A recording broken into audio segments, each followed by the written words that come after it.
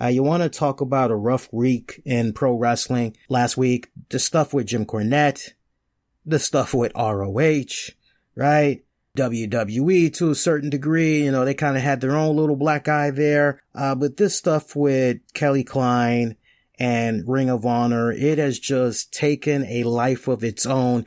And things are really bad when Newsweek, a major publication, gets involved, picks up on this story. And I highly would encourage many of you guys to, this is something that I've been following ever since Joey Mercury first started opening his mouth. And I remember when things were really starting to warm up, not last week, but the week before that, you're like, And, Joey Mercury, he's been releasing personal info on ROH talent on social media. And mind you, some of these people, he got their permission, but there were other people that he did not get their permission from, which is detrimental, because if you're trying to get a job in pro wrestling and you're trying to get something in a management position, right, as far as the confidentiality agreement goes and everything, that is sacred. And so for Joey Mercury to, jump out there, putting other people's business out there without their permission, that is not cool. That is not cool. Now, Kelly Klein, he did get permission from her and everything, and revealed some of her problems that was going on with the company and everything. And she actually was very vocal. And keep in mind, she is the current Ring of Honor Women's Champion. But pretty much after this year is over and done with, she is basically going to be without a contract. We'll talk a little bit more about that in a hot second. But she backed up some of Mercury's claims. All she's trying to do is stand up for herself and other talent overall, and just wants improvement. That's what it's all about at the end of the day. And a lot of people have been bashing her on social media left and right. You really should be having this in-house. What the hell? What's wrong with you? And to her credit, she said, look, not for nothing, but I did take my grievances. I did take my concerns to management, and I told them everything that was going on, and it all fell on deaf ears. And her husband, BJ Whitmer, who's a former Ring of Honor star, he's now working behind the scenes with AEW and everything. He had confirmed on social media that his wife, Kelly Klein, was being released by ROH. And check this out, not by a phone call, not in a face-to-face meeting, not even text message. No, via email. She's being released from the company, right? And keep in mind that the person that had initiated all of this, letting her go and all that, is the Ring of Honor COO, Joe Koff, right? And also keep in mind that she is still suffering from post-concussion syndrome. She suffered this in October. Now, this isn't the first time that she's had some type of an injury while working for Ring of Honor. She had suffered another injury sometime last year, if I remember it right. It was right before or around last year's WrestleMania that she had suffered an injury, right?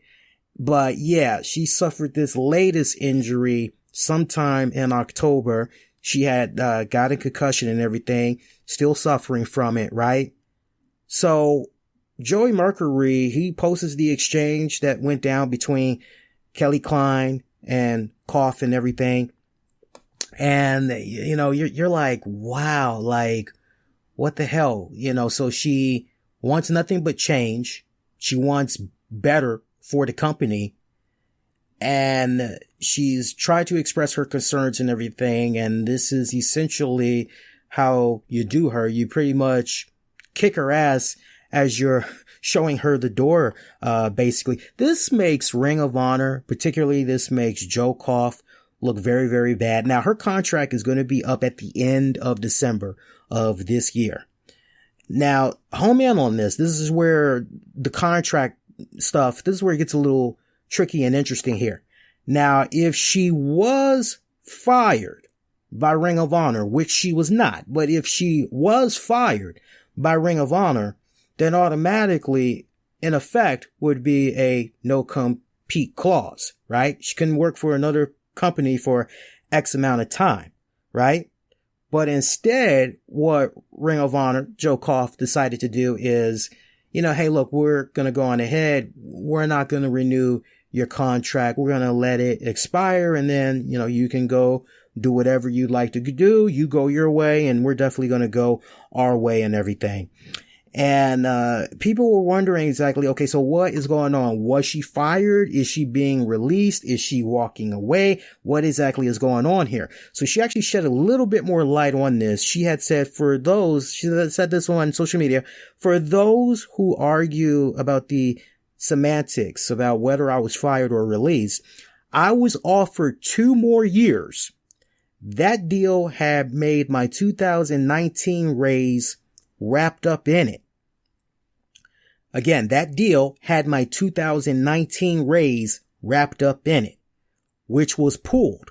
So yep, pulled and expired, not fired.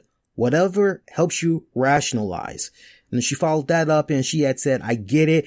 People are getting defensive and lashing out because they can't dispute the facts and they didn't have the balls to speak up. Well, this woman did. And she would follow it up with another tweet, heartbreaking. This is the problem. I could have taken the 2-year extension offer and huge raise, which also included the raise I was promised for 2019. I risked and lost all of it. I wanted it to be better for everyone, but hey, as long as you are okay, look the other way. Right? So this is all of the shit that had went down. And there was even a person by the name of Heather Ragsdale on Twitter.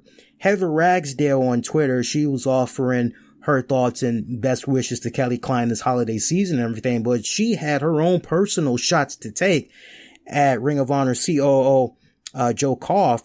And she had said, I totally believe you guys on this because Koff once lied to my face at a Ring of Honor event. I'm still pissed my kids paid for the meet and greet and never got them after Koff assured they would do it after the show. I just let it go, but it always bugged me. Fight on, y'all. Now, Klein was very nice enough, openly responding to her and saying, hey, please DM me your address and your children's names. Thank you. And I actually did look up this Heather Ragsdale on Twitter, it was. And she has had her Twitter account since 2009, very active. You could see the picture banner of herself and her kids. You can go look at her media, and it wasn't a bot in any type of way. This is a legit person. So, to hear how Ring of Honor, is operating with all of this. One other thing I want to add to this, Joey Mercury. Y'all know Joey Mercury, right? Y'all should know Joey Mercury. Joey Mercury is someone that used to wrestle in the WWE. He was paired up with Melina and Johnny Nitro, Johnny Impact. They were doing the whole Eminem thing and everything. And then he was part of J&J later on during that whole Seth Rollins run with the Authority and everything, right? And so he had been working for ROH for a couple of years after leaving WWE and all that. Whether he left at his own accord or he had ended up being released, that escapes my memory right now. But one thing that he did put out there on social media going into today here, because he put this out right before the weekend was up. He said, I got to get back to organizing all these facts for the article. I don't stop until resignations and apologies are tendered. What will it take to smarten you up? I reckon the next story is HR cover-ups of egregious sexual misconduct. And I love how he spelled out egregious because he's basically got Craig. Craig is one of the high up management people there in ROH. He also mentions Joe as well about this whole sexual misconduct shit. And he basically says Greg and Joe apologize and resign Monday. So he's pretty much let the shots be heard that he's going to be releasing even more information. There was some type of a trolling account that was accusing him of using the N-word multiple times and all this other stuff. And he was like, well, if I actually did in fact use the N-word, which I didn't, I mean, hey, look, I got no problem resigning. Well, he's already resigned, but he basically said I would have no problem resigning for, such poor misconduct, blah, blah, blah.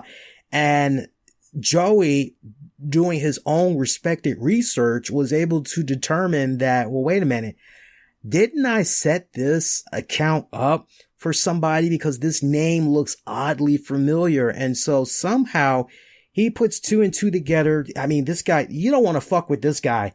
I would be scared to do email exchanges, text messages, and all that shit with Joey Mercury, because I got a piece of my facial hair in my mouth there. Sorry about that, guys.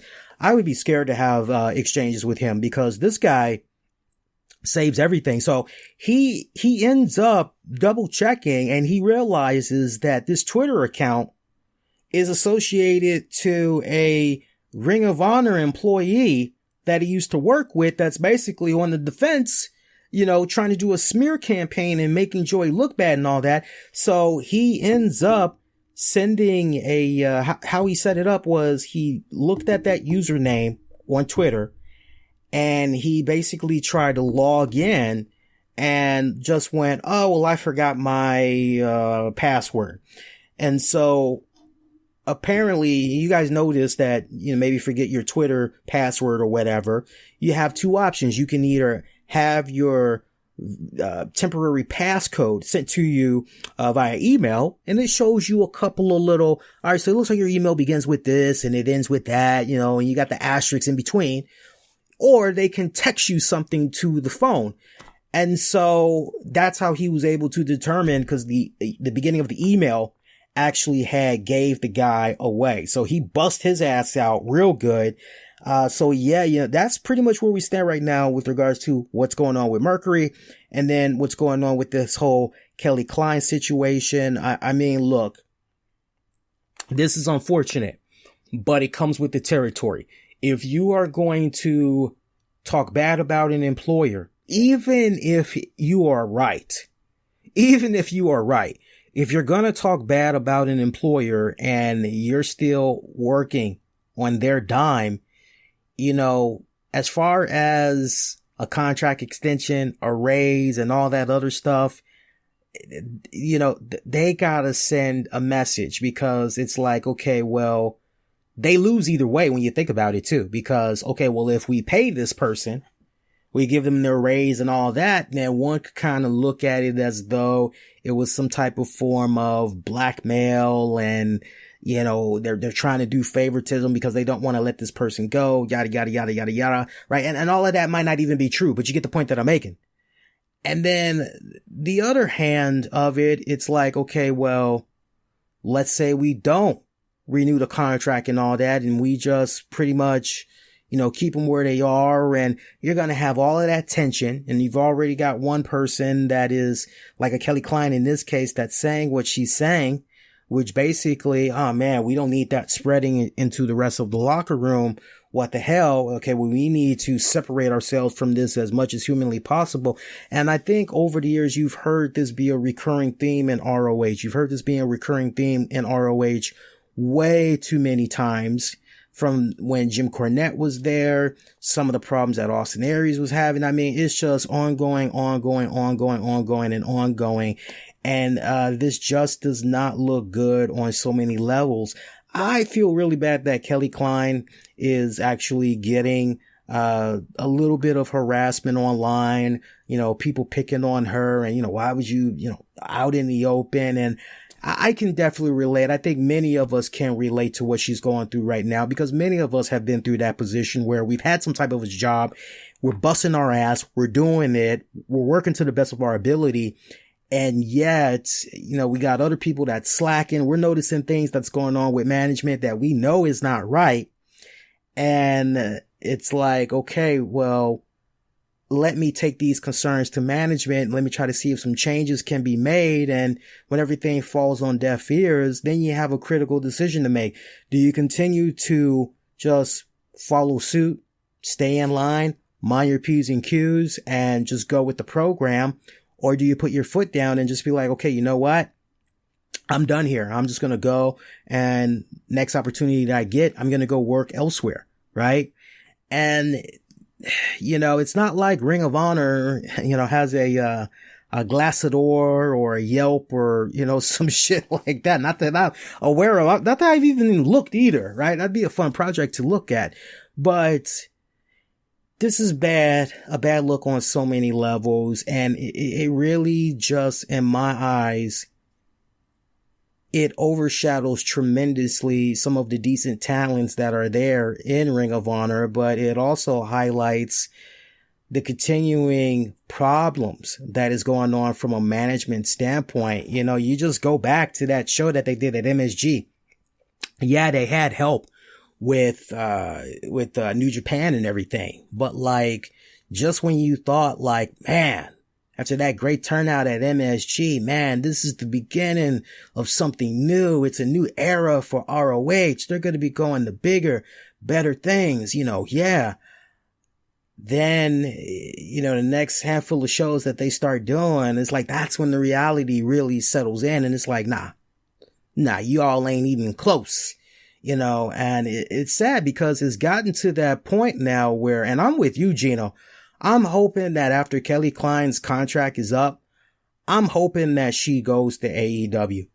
I just want homegirl to go somewhere where she can be respected, where she can get everything that's coming to her and then some. Honestly, just so for a healthier marriage with her husband, BJ Whitmer, I hope that she's able to go in there with AEW because I think she would do wonders for their women's division. And this is my advice to Kelly Klein, by the way. Nobody else mentioned this either. I want to say this before we get ready to wrap up. I know we went into a little bit of overtime and I'm okay with that because the last thing I wanted to do was just breeze on by this Kelly Klein topic because I felt for her when I was reading this story and I was like, I gotta talk about this. It's kind of bad enough I don't get to talk about ROH and, I love talking about some of their programs, some of the talents and everything like that. But this is something that as far as one of the topics I was looking forward to talking about tonight on the show with you guys, this was definitely it. And that's this. And I hope my colleagues will jump in with me and agree with this and encourage her to do this. Kelly Klein, you're in a really cool position right here because you're still the ROH champion. And if they want to operate the way that they're operating, if it was me personally, look, I would not even work anymore. Well, you can't work for ROH right now. But if they try to, we need the title back. Man, I would say some type of bullshit ass line. Let my black ass, put me in that position. I will lie my ass off and I will be like, nah, man, ain't no championship. I don't know where the I would fucking, woo. I'm telling you, I would tell me some fucking stories and man, once I get in the clear and if I can go come work for AEW or whatever, the Khan family will have my back. Them pockets deep. Watch me pop up on AEW with that championship belt. Watch me pop up on AEW with that championship belt. It's like, y'all gonna operate like that? Oh, you wanna play dirty like that? Well, two can play that fucking game. That is just downright fucking disrespectful. Downright disrespectful. Some people say, yeah, but Lee, you can't really feel that bad because these wrestlers, they might be getting about $300, $400, $500. Okay, so if they're wrestling 2, maybe 3 times out of a month for that promotion, all right, so that's some good chump change or whatever, but essentially that's not helping you pay your bills. That's not helping you pay your mortgage and all that other shit. You got to somehow continue to stay cash flow positive, right? But for somebody that has done their respected part and trying to help put the company on the map and trying to help establish your women's division, if there was anybody that was worthy of, hey, this is somebody that bust their ass, put their blood, sweat, tears, made the sacrifices, all in the name of putting you guys over and everything. And this is how you're going to fucking do them. What the fuck? And you're going to let her go. You're going to let her contract expire while she is still in a position where she cannot take care of herself employment wise. my God, say what you will about TNA, but they didn't even do that fucking shit. Anybody remember Jesse Sorsen? You go to WWE, how many times a motherfucker got injured in WWE, and like, when WWE could have just been like, okay, we're done with them. They're injured. We can't, let's just let them go. It's okay. Like, and they didn't do that. They did not do that. They like stayed with that person until they were 100% healthy. And then when it was, okay, so can we do anything with them? Or are they at least healthy? Yeah. Okay. Well, let's just go ahead and let them go. We can call up somebody else. No problem. Right? I mean, god damn, you want to talk about unfucking professional, but I would expect nothing less from Sinclair Broadcasting. These are the same people. Arsenio Hall brought his show back, and man, it was off on all the right cylinders. It was like Arsenio never fucking left. And Sinclair Broadcasting, they were not willing to invest more money, to basically, help take the show to the next level, right? Arsenio had a decent, essentially first season run, if you will.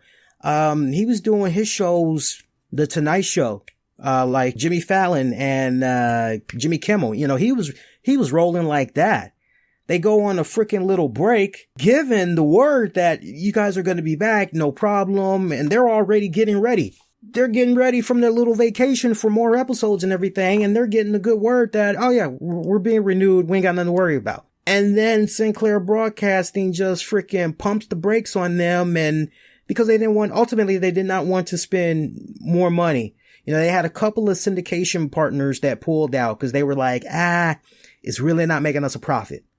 So Sinclair Broadcasting, they could have easily been like, well, okay, well, you know what? It's doing okay. It just needs a little bit more muscle behind it. Let's see if maybe we can branch out a little bit more and see what we can do.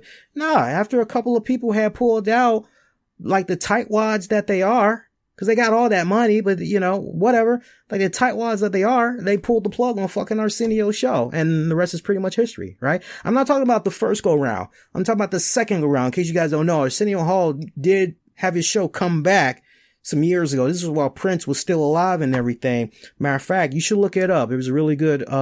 He had Prince on for like the whole hour. And, there was even some Q&As that the fans had did with Prince from the audience and all that. It was cool. It was like one of the most, tightest fucking episodes.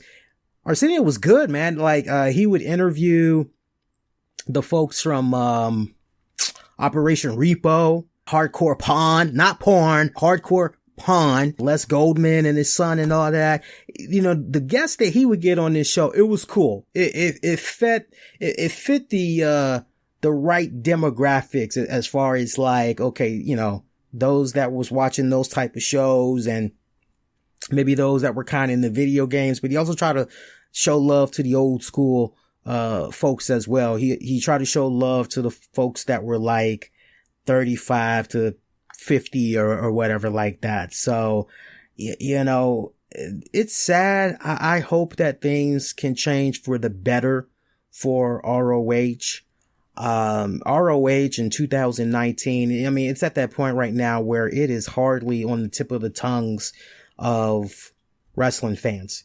It is hardly on the tip of the tongue of coverage, as far as wrestling media sites, as far as podcasts go and everything like that. And, any truth be told relevance that ROH did have going for itself and everything, the relationship with New Japan Pro Wrestling, being able to work with Cody, the Young Bucks, and, insert this name here.